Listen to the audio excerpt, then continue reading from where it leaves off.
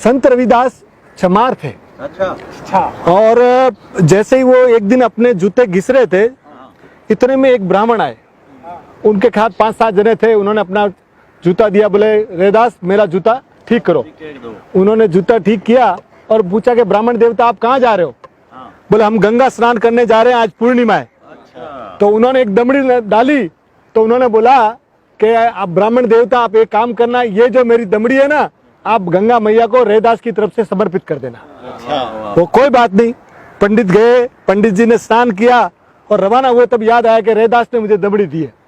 तो उन्होंने बोला कि ये गंगा मैया, ये रविदास की तुम्हारी दमड़ी तुमको अपने। इतने में तो देखते पीछे से आवाज आई कि रुको भैया रुको। गंगा मैया का हाथ बाहर आया और उसके अंदर से एक रत्न कंगन आया और बोला कि तुम ये जाके मेरे भक्त रविदास को दे देना। बोलने माँ ने तेरे को याद किया है। और वो पंडित को लेकर तो गया, पर पंडित के मन में पाप आ गया। उसने सोचा अभी रविदास को क्या मालूम कि मुझे ये दिया है, तो अपने तो इसको राजा को बेच के पैसा कमा लेते हैं। तो वो गया राजा के पास। राजा के पास जाके बोला ये लीजिए कंगन। राजा ने ऐसा कंगन लाइफ में नहीं देखा कभी। तो सब जौहरी वौहरी इकट्ठे हो गए। तो बोला साहब इसके लिए मुझे आप। अब राजा ने जैसे ही रानी को दिया, रानी ने बोला एक हाथ में कंगन अच्छा नहीं लगता है, मुझे तो दूसरा कंगन भी चाहिए। अब पंडित को बोला, बोले पंडित की जान, बोला तुम नहीं लाया तो तेरे को मार देंगे। अब पंडित के जान सांसें आ गई। बोला मैंने तो कभी, बोले तो बोले पंडित को फिर झूठ बोला नहीं गया। पंडित ने बोला भाई ये वाकया मेरे साथ है। तो महाराज भी चकित हो गए।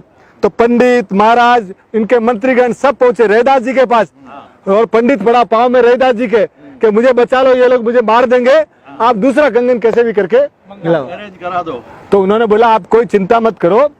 उनकी जो पानी लेने की जो कटौती होती है ना बर्तन की, उसमें उन्होंने गंगा मैया को याद किया और हाथ डाला तो कंगन ही कंगन निकलने लगे, रत्न कंगन। बोला ये लोगो।